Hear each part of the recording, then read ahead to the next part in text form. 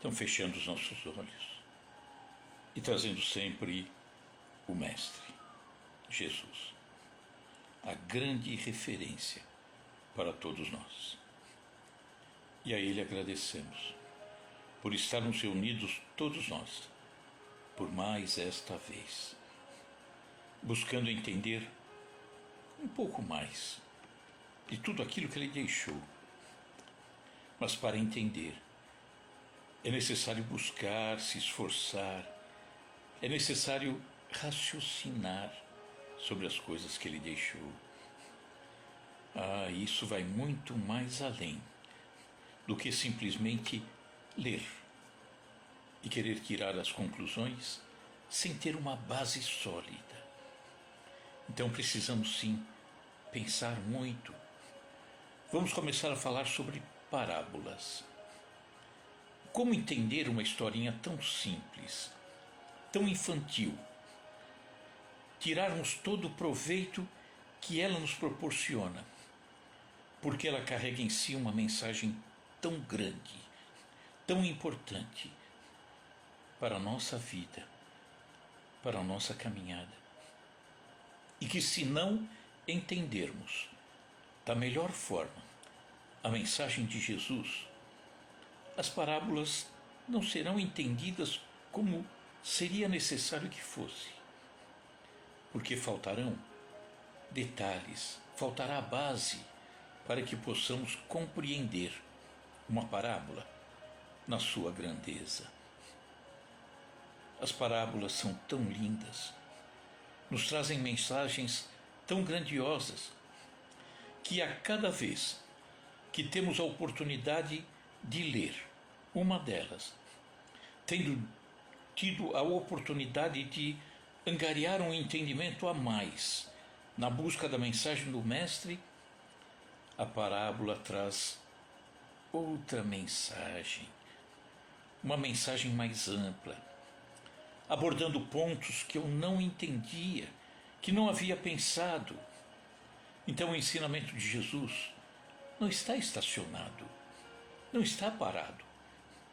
O ensinamento do Mestre, assim como toda a mensagem do Pai, é dinâmica, não fica parada, cresce sempre, desde que a gente vá buscar. Que assim seja, graças a Deus. Boa noite a todos, uma alegria, estarmos juntos. Maria Dulce Moraes, Sandra, um grande abraço aí, Cristiane. Vamos começar a falar sobre parábolas. Hoje nós vamos dar uma pincelada sobre as parábolas e pretendemos depois, a cada semana, pegar uma parábola específica e comentarmos sobre ela, porque em cada parábola nós estamos ali dentro, Nós somos personagens da parábola, mas temos que entender a parábola e entender nos dias de hoje, e não só na situação religiosa, mas em todos os aspectos. Então precisamos ampliar essa busca. Então vamos começando a falar sobre a parábola em si. Diz uma história que a verdade era amiga de um sultão, e a verdade tomou conhecimento que dentro do castelo onde o sultão morava, um dos seus ministros estava agindo de forma desonesta. Ele estava pegando para si parte dos tributos que a população pagava. E ela, a verdade, queria falar com o sultão, para falar sobre isso. Olha, estão roubando o dinheiro do povo. Então ela decide ir até o palácio. Ao chegar no palácio, o guarda que estava à porta pergunta quem era ela, e ela diz que era a verdade. E esse guarda estava mancomunado com o ministro que roubava os recursos que o povo pagava. E aí o soldado pede para a verdade aguardar ali na porta, vai até o ministro e diz a ele: ministro, aí na porta está a verdade, quer falar com o sultão. E o que nós vamos fazer agora? O ministro pergunta: como que ela está? Quem é ela? E o guarda diz: é uma mulher muito bonita. Entretanto, está maltrapilha, rota, né? Está mal vestida, ferida, machucada, porque a verdade ali dentro do palácio estava assim, era feia, né? Complicada. Então o ministro diz para o guarda: olha, diga a ela que nessas condições o sultão não vai atender, não. O guarda vai e despede a verdade. Passado um dia, ela volta. Só que agora, ela volta e o guarda pergunta para ela: quem é você? Quer falar com o sultão, mas quem é você? Eu sou a realidade. Também estava toda suja, né? Porque a realidade estava terrível dentro daquele palácio. O guarda vai e conversa com o ministro: mas como que está essa realidade? Ah, tá ruim, tá feia, tá complicada. Diga para ela ir embora, que o sultão não pode recebê-la dessa forma. E despedem a realidade. No dia seguinte, vem novamente a verdade. Ela vem, mas de uma forma diferente. Ela vem numa carruagem dourada. À frente da carruagem, 2 escravos trazendo urnas cheias de moedas de ouro, e que chegam ali na porta de entrada do palácio, e ela desce da carruagem, um vestido todo cravejado de brilhantes, coroa de ouro, e diz para o guarda: eu quero conversar com o sultão. Mas quem é você? Eu sou a Fábula. O guarda pede para ela guardar, vai até o ministro e diz: olha, a Fábula está aí, querendo conversar com o sultão. Bah, como que ela está? Nossa, ela chegou numa carruagem dourada, moedas de ouro trazidas pelos escravos, uma roupa cravejada de brilhantes.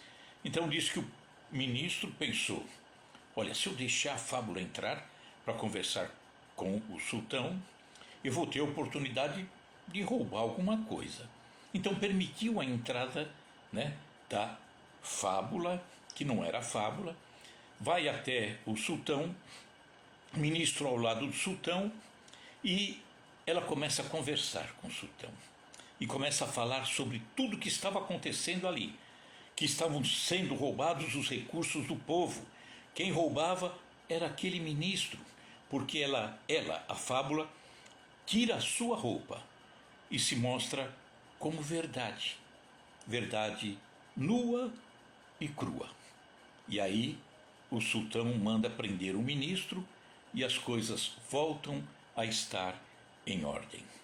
Então nós vimos: a verdade não pôde entrar, a realidade não pôde entrar, a Fábula entrou. Então, por que a verdade não consegue entrar? Porque nem sempre pode ser apresentada de imediato a verdade, porque normalmente a verdade enfrenta obstáculos para se instalar no nosso coração, por exemplo, né? Por quê? Porque ela fere interesses.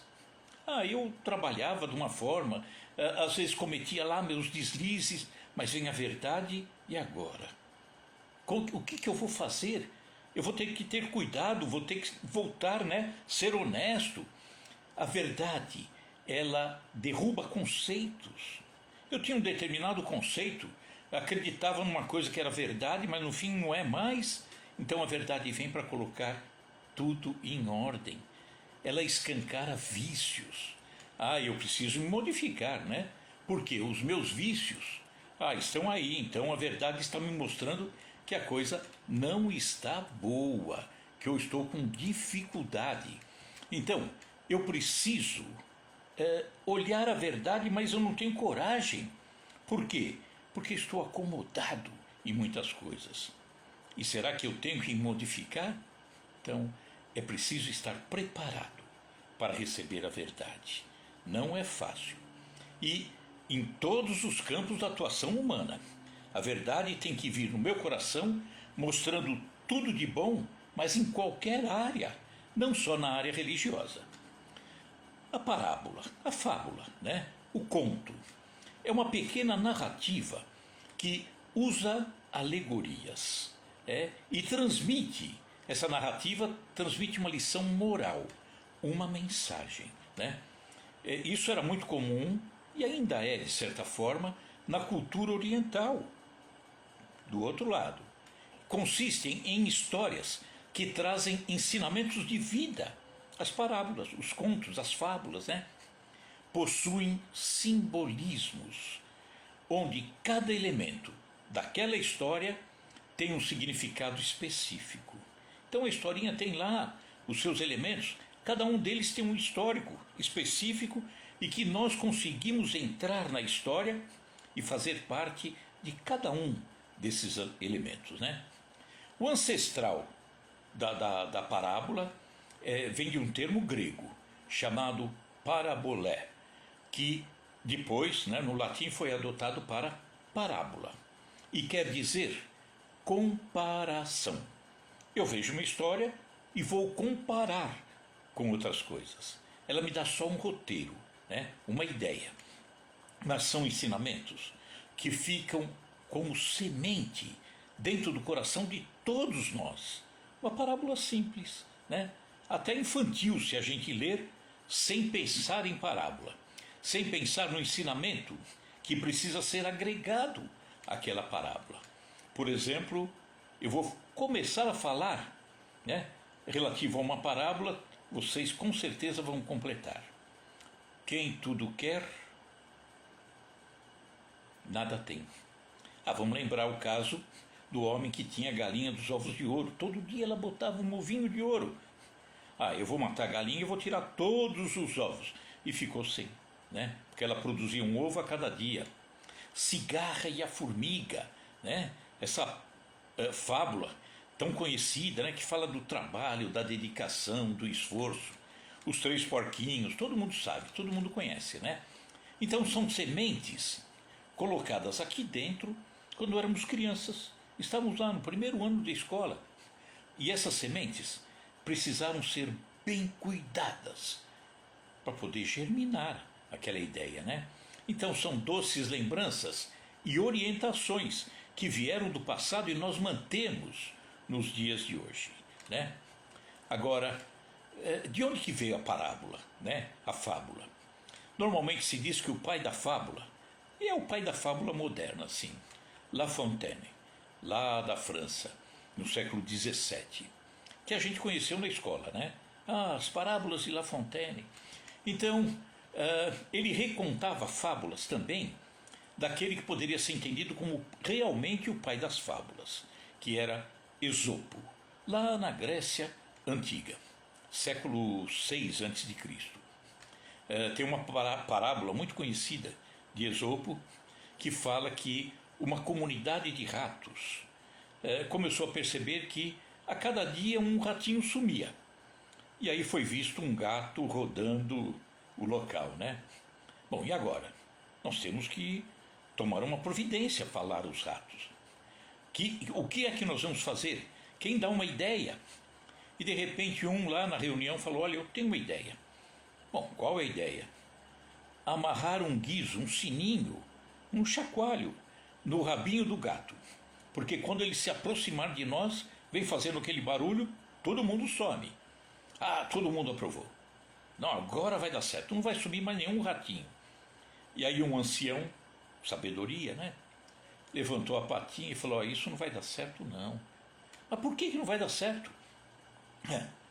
Quem é que vai amarrar o guizo no rabinho do gato?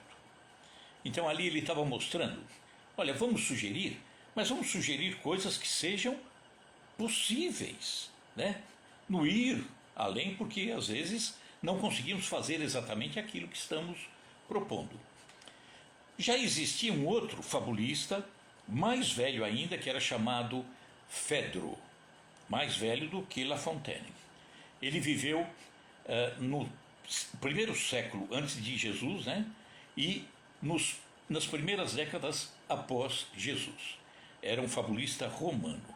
E ele falava que a fábula, ou a parábola, né, como Jesus contava, tem dupla finalidade: entreter, ou seja, é interessante a gente ler, né? Aquilo nos cativa. E aconselhar, entreter e aconselhar. E olha o que La Fontaine falava a respeito das fábulas, né? A fábula é uma pequena narrativa que, sob o véu da ficção, guarda uma moralidade. Então, uma historinha, o bicho fala, né? Guarda isso tudo, mas ele traz uma mensagem moral. Outra coisa que ele falou também, sobre a natureza da fábula. A fábula é uma pintura em que podemos encontrar o nosso próprio retrato. Quando olhamos a fábula, nós nos colocamos dentro dela, estamos inseridos e vamos analisar o comportamento daquele personagem aqui dentro. Fazemos igual? Fazemos igual, né? Então essas mensagens ficam uma vida toda, tem que ser cuidada, né? E no decorrer da vida, essas mensagens que vêm através das fábulas vão aumentando, a mensagem vai aumentando. Mas de qualquer forma nós viemos aqui para falar de Jesus, não de La Fontaine, né? Então Jesus, há 5 bilhões de anos, 5 bi, com a letra B, 5 bilhões, ele começou a acompanhar o surgimento do nosso planeta Terra, e continuou o tempo todo acompanhando a evolução do planeta. Um grande laboratório que finalmente vem surgir o homem, que era o hóspede, né, derradeiro. Emmanuel diz que a grandeza dele se perde entre as colunas do tempo. Jesus acompanhou esses 5 e continua, esses 5 bilhões de anos. Quando ele abandona lá as estrelas, né, e vem ensinar a nós a mensagem, as verdades do nosso Pai, né, de Deus. Só que, obviamente, ele encontrou dificuldades para falar, né, sobre essas verdades. Natural, os homens daquela época não entendiam a mensagem dele, porque a mensagem era uma negação da realidade deles há 2000 anos. Jesus falava muito de amor. E amor, naquela época, era próprio das mulheres e dos escravos. Não se admitia muito um homem estar falando publicamente de amor, porque significava fraqueza. Fraqueza daquele homem. Ele está falando de amor. É um sujeito fraco, né? Mas Jesus vem e diz: quero o caminho, a verdade e a vida. Que ninguém chegaria ao Pai se não fosse por Ele. Por Ele, não Ele fisicamente, mas por Ele mensagem, tá? E falava, está isso registrado no Evangelho de João, capítulo 8. Ele disse: se permanecerdes na minha palavra, sois realmente meus discípulos, e conhecereis a verdade, e a verdade vos libertará. Se permanecerdes na minha palavra. Mas como transmitir a mensagem e fazer que todos nós, há 2000 anos, permanecêssemos na sua palavra? Era difícil. Para nós era difícil. Não tínhamos entendimento. Há 2000 anos não aceitávamos homens, não aceitava nem o amor, né? Ficava um pouco distante. A mulher e o escravo, sim, mas o homem já não falava de amor. Era meio complicadinho.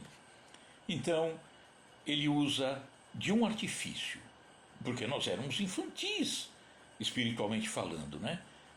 Naquela época. Ele usa do artifício das parábolas, as historinhas pequenas. Então ele ensinava tanta coisa, mas a parábola fazia com que o homem tivesse a necessidade de raciocinar. E para raciocinar, ele teria que ter tentado entender a mensagem. Senão continuava sendo uma historinha infantil, né? E Jesus deixa a parábola, os contos. Jesus, que era um costume do asiático, e Jesus era asiático, né? Israel está do lado asiático. Então, Jesus e as parábolas. Vamos entender o porquê disso tudo, né? Os discípulos perguntam a ele: mestre, por que você nos fala para todo mundo, né? por parábolas. Por que você se utiliza de parábolas? E aí ele responde, isso está em Mateus, capítulo 13. Porque a vós, falando para os discípulos, né, é dado conhecer os mistérios do reino dos céus. Eles já estavam querendo entender e eles já vinham com algum conhecimento pretérito. Uma outra caminhada, né, anterior, outra encarnação. Mas aqueles, ou seja, os outros, não lhes é isso concedido. Ou seja, eles estavam num grau de elevação menor, que não conseguiam entender o que os discípulos estavam entendendo. Então Jesus, vendo a infantilidade espiritual daquele povo, ele precisava se utilizar das historinhas. Como a gente faz com os nossos filhos, pequenininhos, né? Olha, não faz isso, que o Papai do Céu vai ficar bravo com você. Ó, não faça aquilo. Ó, não põe dedinho na tomada que você vai levar uma descarga, né? A gente tinha que estar contando um monte de coisas, porque senão a criança não entendia. E aí ele diz assim, Jesus, por que falava, né? Porque aquele que tem se dará, terá mais, e terá em abundância. Mas aquele que não tem, até aquilo que tem, lhe será tirado. Parece que será tirado. Por isso lhes falo por parábolas, porque eles vendo, não veem, e ouvindo, não ouvem nem compreendem. Eles não conseguiam entender aquilo que Jesus falava. Então, se tinham algum entendimento, o grau de transmissão de Jesus não era alcançado por eles. Daria a impressão de que o pouco que eles tinham, perderiam. Os discípulos não. Aquilo que eles tinham, em razão do seu grau de elevação, aumentava. Mas aquele que não tinha um entendimento, embaralhava tudo, complicava tudo, né? Então, o propósito das parábolas era revelar aquelas verdades que não estavam escancaradas, as verdades do reino dos céus, que nem todos alcançavam.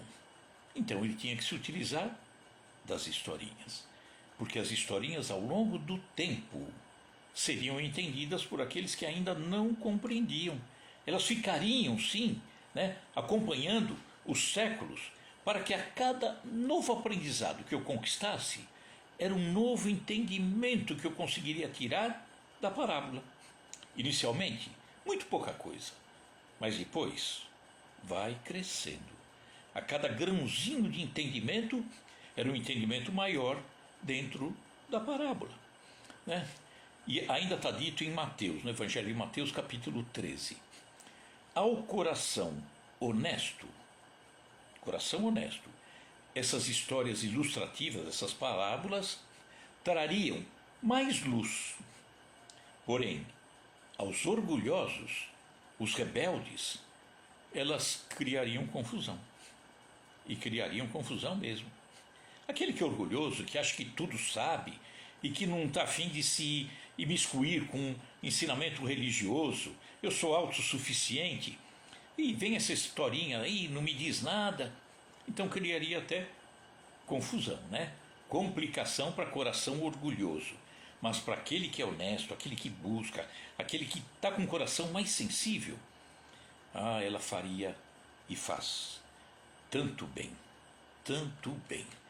Então, naquela ocasião, em resposta, Jesus disse assim: graças te dou, ó Pai, Senhor dos céus e da terra, pois escondeste estas coisas dos sábios e os cultos e as revelaste aos pequeninos. Não é que ele escondeu, o Pai, né? Escondeu o ensinamento de Jesus, de quem é sábio, né? De quem é culto. É que normalmente se utilizava o sábio, o culto, para aqueles que eram todos cheios de pompa, né? Que se entendiam donos da verdade. Então não aceitavam. Então não é que Deus escondeu. A própria pessoa fugiu, né? Não quis saber de buscar entendimentos assim, salvo exceções. Por exemplo, Nicodemos, por exemplo, Saulo de Tarso, por exemplo, José de Arimateia.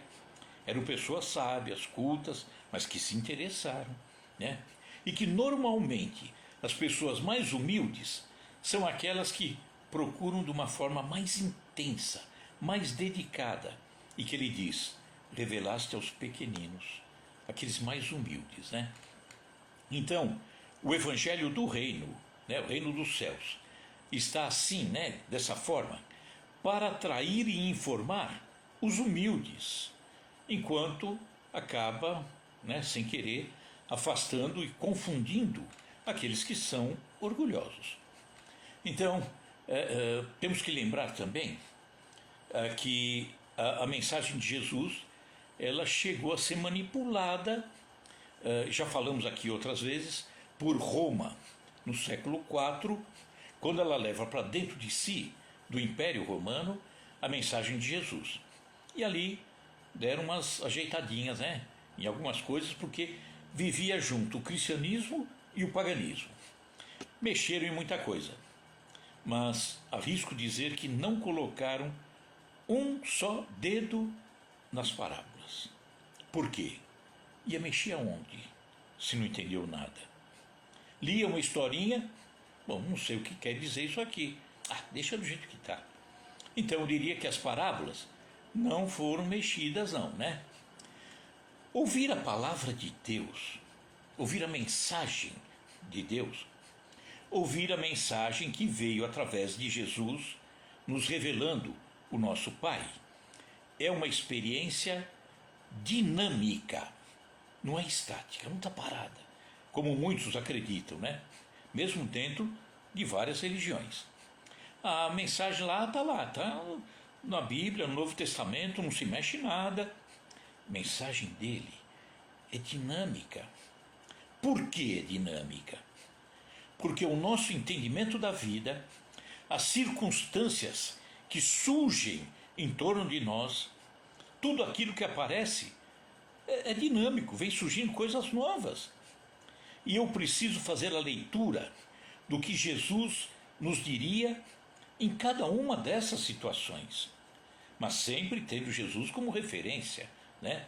A mensagem dele, na certeza de que ele estaria dizendo aquilo. Então, eu não posso distorcer a palavra de Jesus nos acontecimentos de hoje.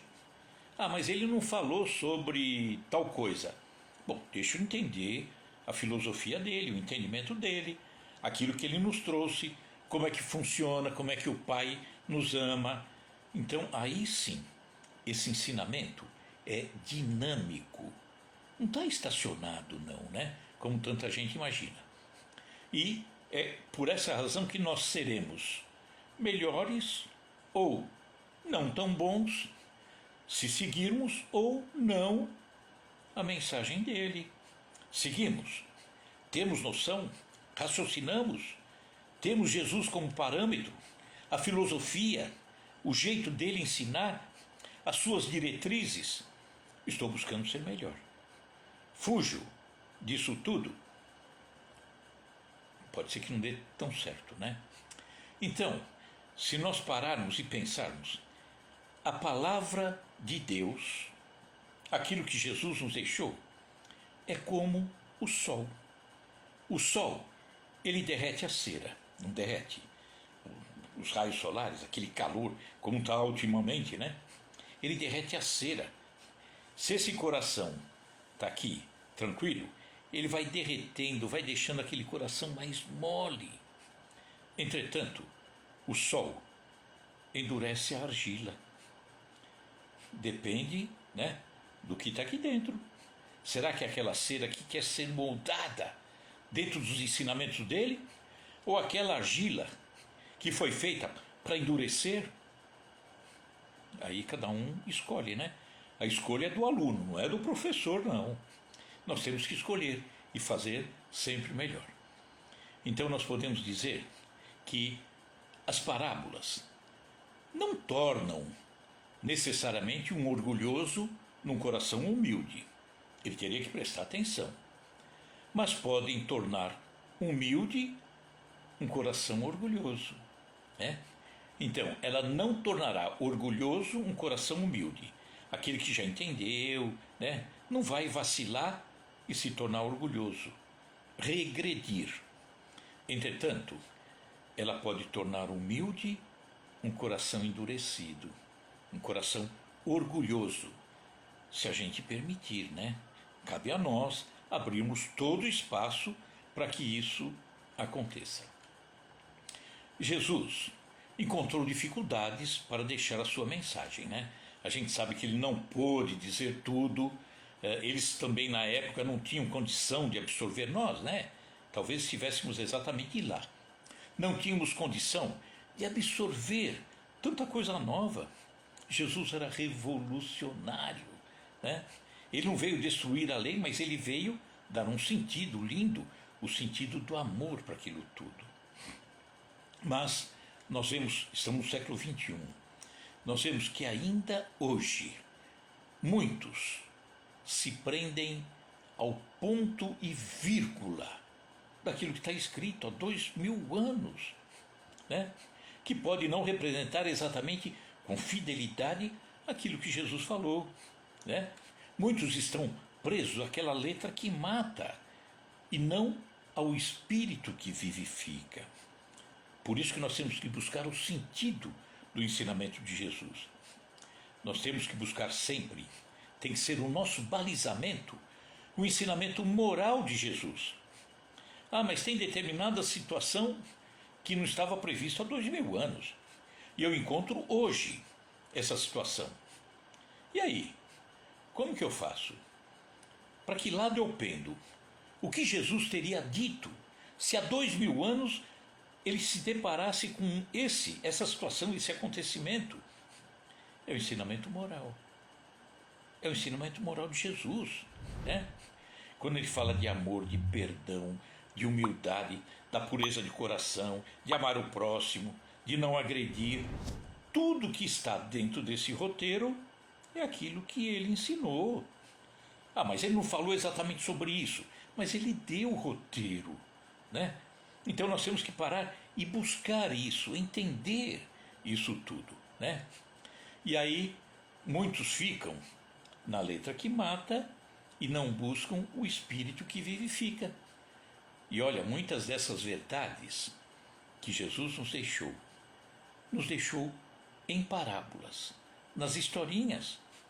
E ainda hoje, quantos que estão envolvidos em religiões, né, em cultos, ignoram realmente o sentido da parábola e ficam muitas vezes buscando só naquele ponto. Ele lê a parábola e tem o mesmo entendimento. Há 5 anos atrás, há 4, há 2, há 1, e continua o mesmo entendimento. Por quê? Porque estão apenas presos àquilo, né? E Jesus diz, é preciso ter olhos de ver, ouvidos de ouvir. E a gente não tem, às vezes. Fica lá patinando. Não fica agregando ensinamentos novos que vamos captando ao longo da caminhada, ouvindo Jesus falar de várias formas. Eu acho que, não sei se foi a semana passada que falamos, que Jesus nos fala de coisas do seu ensinamento através de livros, através de filmes, através de uma conversa, através do sermão de um padre, do culto, onde o pastor deixa uma mensagem bonita, através de uma palestra. Então Jesus está nos deixando o caminho.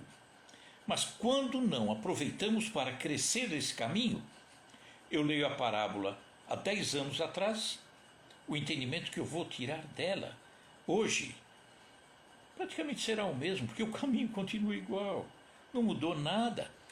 Eu não tive olhos de ver nem ouvidos de ouvir tantas mensagens que estão aí circulando pela vida, né? Então, as parábolas, elas precisam ser estudadas, analisadas. Mas como que eu vou estudar e analisar uma parábola?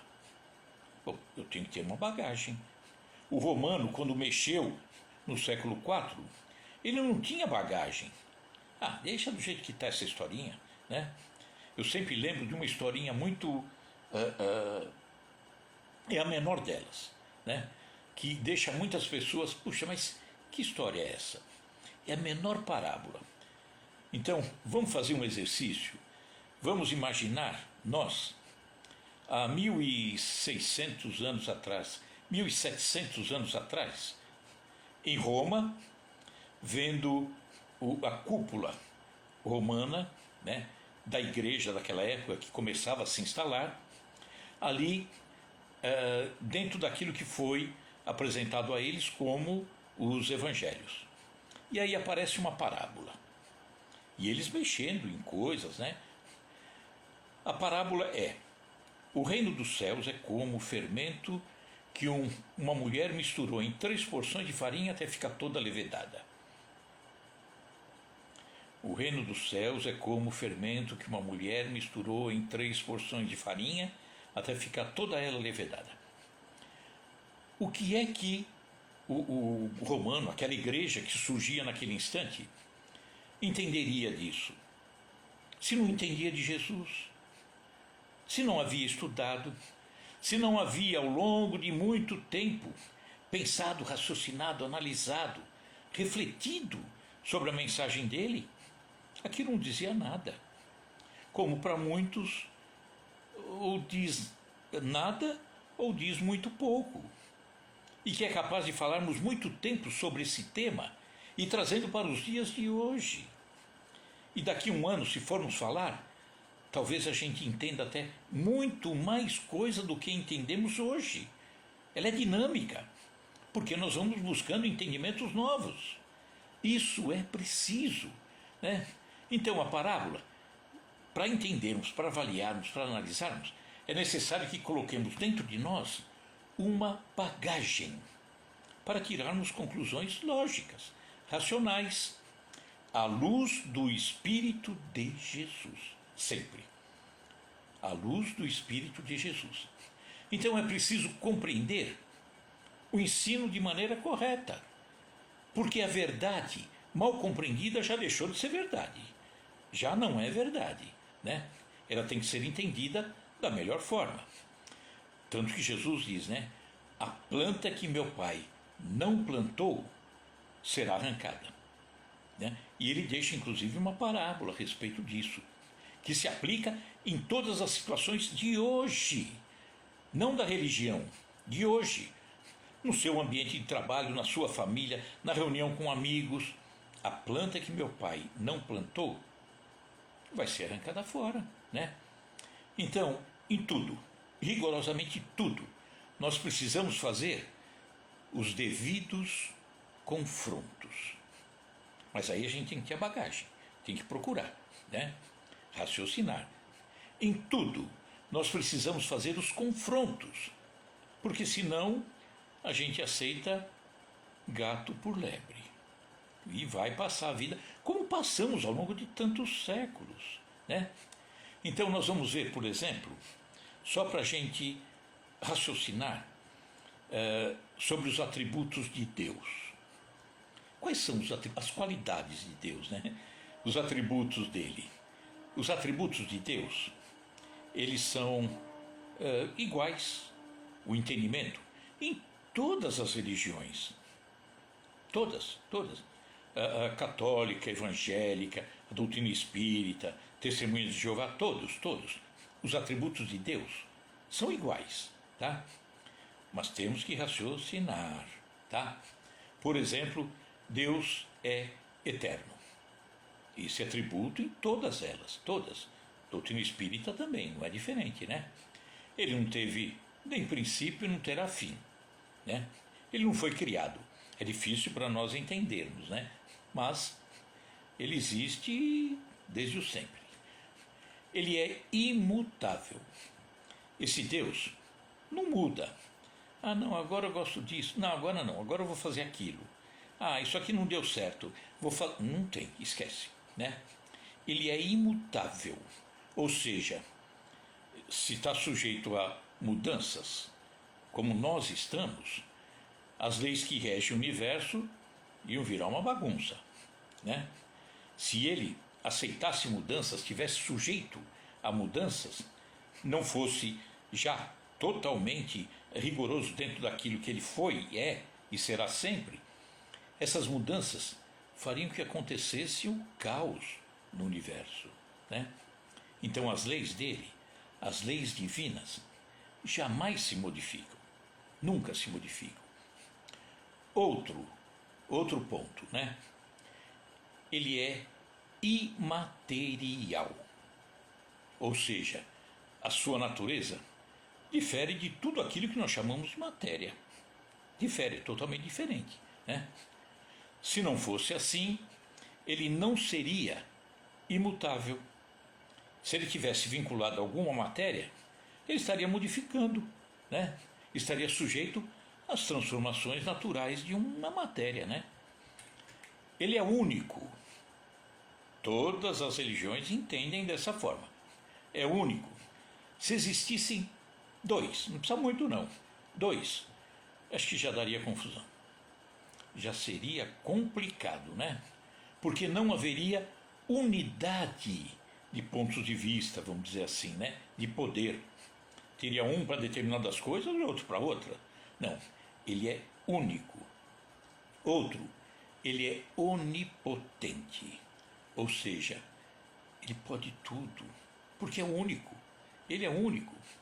E aí outro ponto, pensemos bem. Ele é soberanamente justo e bom. No nosso entendimento da doutrina espírita, está descartada aquela ideia, né, de Deus ser aquela figura, um homem, um ser, um espírito grandioso, pintado daquela forma tal.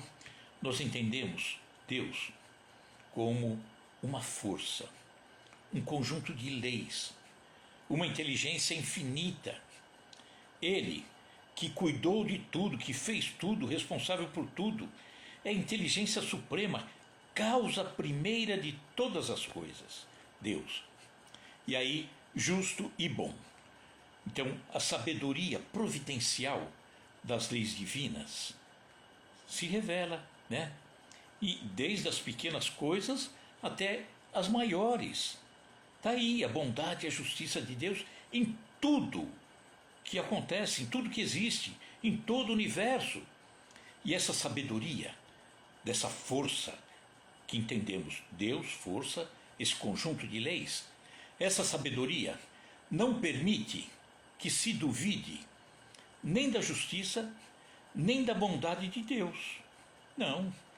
Se ele não amasse quem ele cria, ele não criaria. Então não dá para desconfiar da justiça, da bondade, em tudo. Quando ele faz chover sobre todos. A terra está aí, produzindo para todos. Só que hoje, interferência do homem, pegaram nacos de terra e deixaram alguém sem terra, mas não foi ele. Não, fomos nós. Então, se raciocinarmos na bondade, na justiça, nesse amor infinito desse ser que Jesus nos trouxe e que, através das parábolas, está sempre reforçando esses ensinamentos do Pai, vamos perguntar se dá para aceitar determinadas coisas. Por exemplo, um céu e um inferno, da maneira como nos foi ensinado ao longo de todos esses séculos. Eu não consigo entender. Um céu e um inferno daquela forma, não dá. Céu. Para entrar no céu, o que é que Deus estaria nos pedindo? Que fôssemos perfeitos? Ninguém é. Estamos longe ainda dessa perfeição. E olha que temos tantas encarnações passadas e teremos tantas aí pela frente. E não somos perfeitos. Eu vou para um céu? Desculpa, não tem como. Mas então você vai para o inferno. Bom, mas também eu estou fazendo aquilo que posso. Pô, dá uma colher de chá, não, né? Mandar para o inferno também assim. E aí fica difícil. Qual é a nota de corte para mandar para um ou para outro? Fica difícil, né? Não existe. E Jesus, através de parábolas, deixou tudo extremamente claro. Quando ele fala da parábola do filho pródigo, aquele que saiu de casa, que volta, pensando como se justificar diante do pai. E o pai nem deu bola para ele. Você está voltando, maravilhoso, basta. Não precisa explicar nada.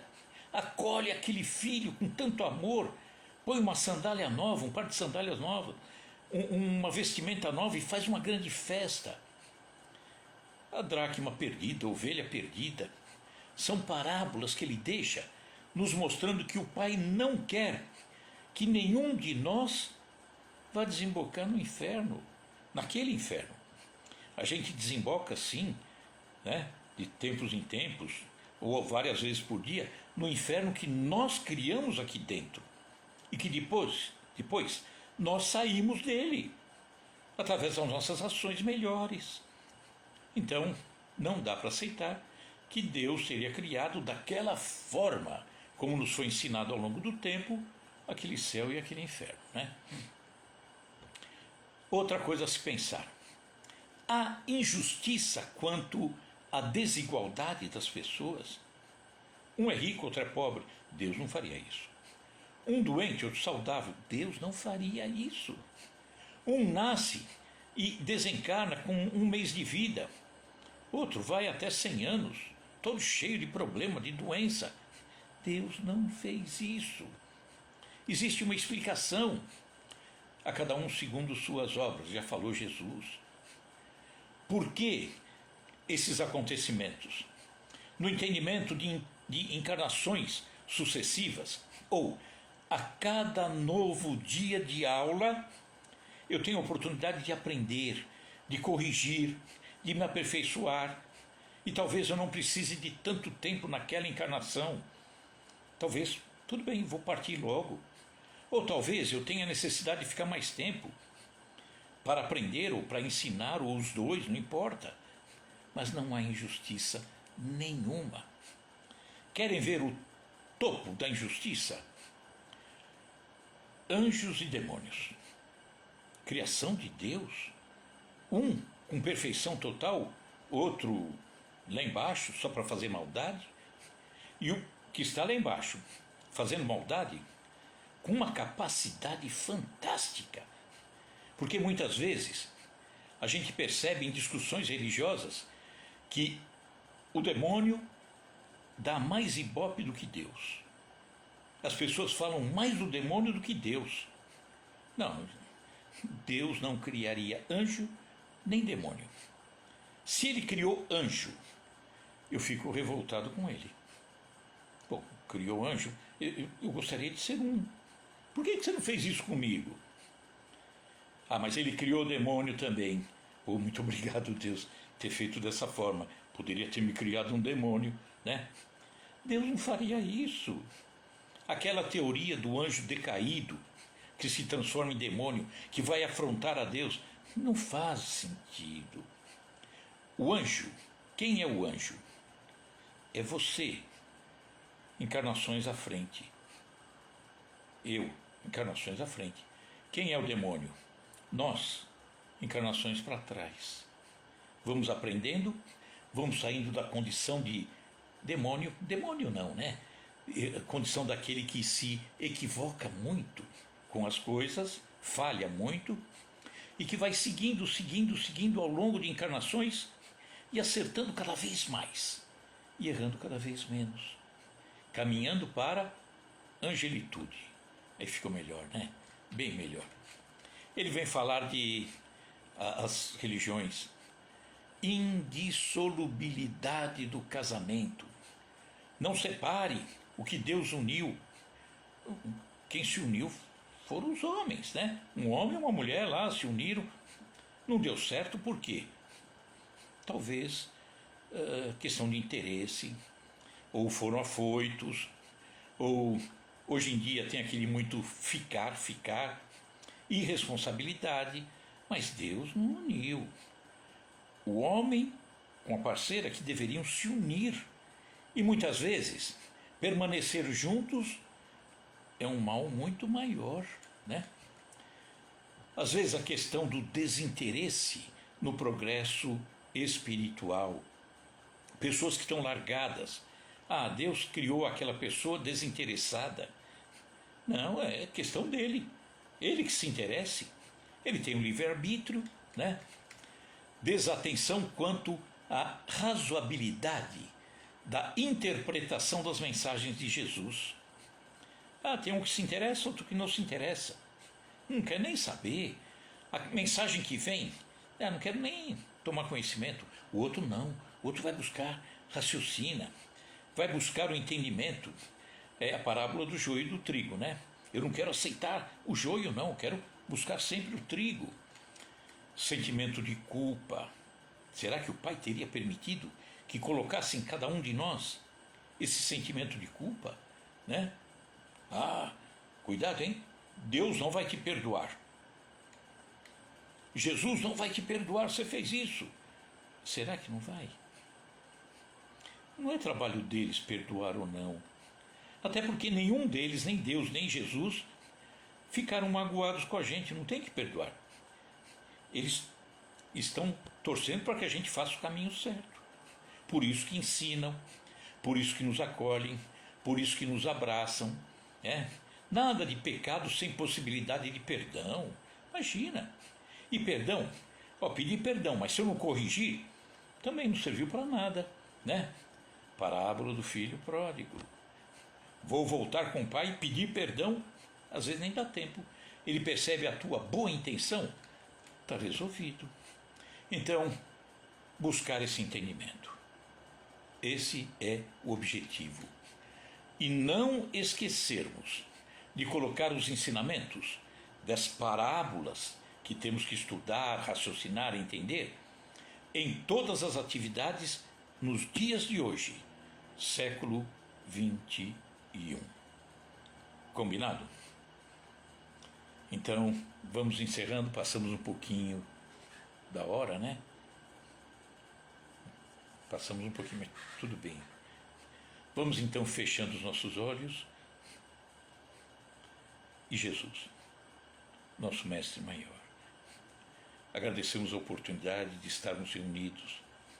Te pedimos, Jesus, que nesse momento esteja também ao lado daqueles que estão sofrendo, padecendo, com dificuldades, um ente querido que partiu, o recebimento de uma notícia sobre uma doença, todos esses problemas, todas essas dificuldades, quando entendermos o ensinamento do Pai, que vem através de Jesus, por mais que toquem o nosso coração, por mais que nos maltratem, precisamos aprender a entender que tudo isso são lições a serem aprendidas.